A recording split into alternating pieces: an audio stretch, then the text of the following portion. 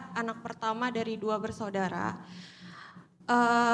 Dari kecil saya dididik mungkin bisa dibilang otoriter. Jadi saya nggak punya opsi untuk memilih pilihan saya. Semua harus nurut sama orang tua. Bahkan sampai dengan sekarang saya harus menafkahi keluarga saya. Padahal orang tua saya masih mampu.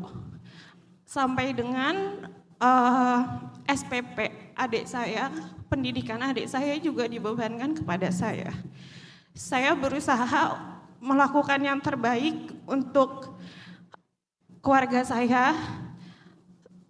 Tapi orang tua saya selalu bilang saya anak durhaka.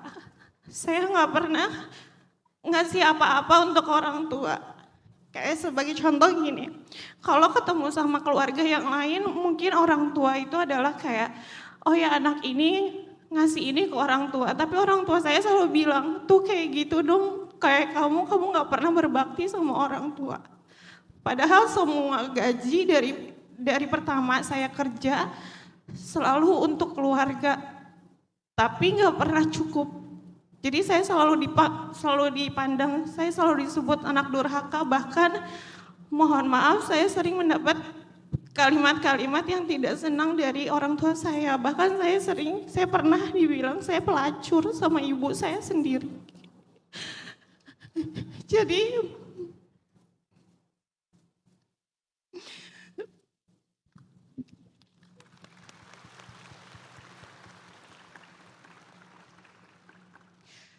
kata orang, ridho Allah itu ada di ridho orang tua. Tapi saya nggak tahu gimana caranya saya bisa mendapatkan ridho dari orang tua saya. Sedangkan setiap hari yang saya dapatkan dari orang tua saya seperti itu, Ustaz. Beberapa kali pun saya ngerasa kayak hidup itu udah nggak ada gunanya. Saya kayak ngerasa apa saya bunuh diri aja. Karena saya selalu disalahin, bahkan sampai saya udah memberikan semuanya sama keluarga saya. Saya pernah dirawat di rumah sakit. Adik saya ngasih tahu, jawaban mereka, urus aja diri masing-masing, udah gede. Yang saya mau tanyain, gimana caranya saya harus mendapatkan restu orang tua, karena yang saya harapkan itu adalah ridho dari Allah. Karena saya ngerasa selama ini hidup saya tuh dari asmara saya berantakan, dari pekerjaan saya juga ada aja musibah. Saya mikir apa saya memang sejahat itu sama orang tua, makanya Allah memberikan ujian itu kepada saya. Kalau kita dikasih ujian oleh Allah, bukan berarti Allah marah sama kita. Sehingga nggak perlu kita mencari tahu kenapa kok Allah marah banget ya sama saya ya. Kenapa saya kok diginiin ya sama takdir ya. Banyak banget masalah, seolah-olah saya banyak salah banget gitu. Bukan, itu salah tafsir ya. Jadi ketika kita dikasih ujian, ujian itu bukan tanda marah, bukan tanda hukuman. Sebaliknya, ujian itu adalah kasih sayang Allah. Itu kan yang tadi kita ulang-ulang terus kan 1 jam. Biar saya pengen teman-teman merubah sekarang persepsi dan mindsetnya tentang ujian. Tidak lagi menganggap mulai dari sekarang, dari sharing time ini, tidak lagi menganggap ujian sebagai hukuman, ujian sebagai kemarahan Allah.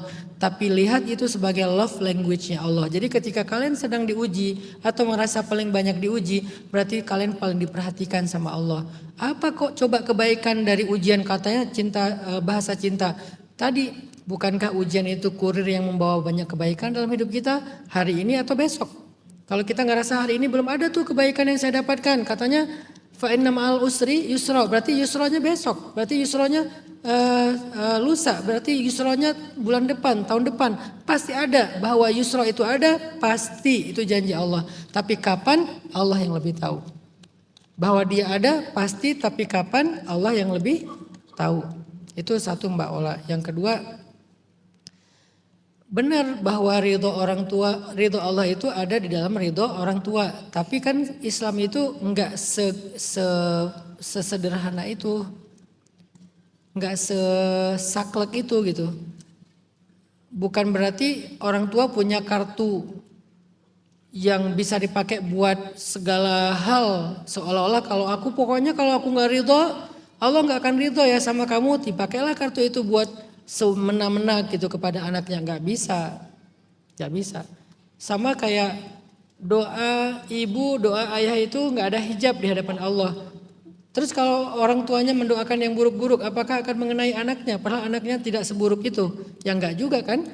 Jadi enggak bisa kita menilai statement hadis dengan logika kita yang sederhana, enggak bisa. Karena hadis pun bukan satu. Hadis itu ada jutaan hadis. Yang kita baca mungkin baru satu hadis. Sehingga jadi parsial, tidak komprehensif.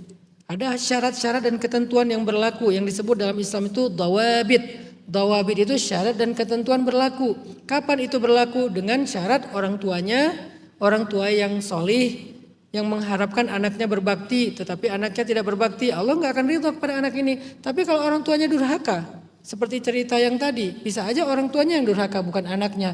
Bagaimana kita memakai kalimat ridho orang tua itu adalah syarat ridhonya Allah, yang nggak bisa, karena itu tidak memenuhi syarat yang dawabit tadi. Jadi Mbak Ola yang paling gampang sekarang, agar Mbak Ola nggak khawatir dan merasa takut nggak dapat ridho Allah, coba Mbak Ola perhatikan ridho siapa yang paling tinggi dalam kehidupan kita? Ridho Allah. Berakat aja dengan Allah. Berakat aja dengan Allah. Nabi Ibrahim itu pernah diuji dengan ayahnya. Ayahnya nggak mau beriman. Nabi Muhammad diuji dengan pamannya. Pamannya nggak mau beriman. Tapi apakah Nabi Muhammad itu menjadi orang yang celaka karena tidak membuat ayahnya bahagia? Nabi Ibrahim? Atau Nabi Muhammad menjadi orang yang celaka karena tidak membuat dan berbakti kepada pamannya Abu Lahab? Enggak juga. Karena pada akhirnya kaidah paling dasarnya tidak ada ketaatan kepada makhluk dalam hal bermaksiat kepada Allah. Maka yang paling tinggi itu mencari ridho Allah. Kalau Mbak Ola udah berusaha mencari ridho Allah dengan berbakti sama orang tua, malah menafkahi adik-adik dan saudara, maka nggak usah khawatir, Allah ridho kok sama Mbak Ola.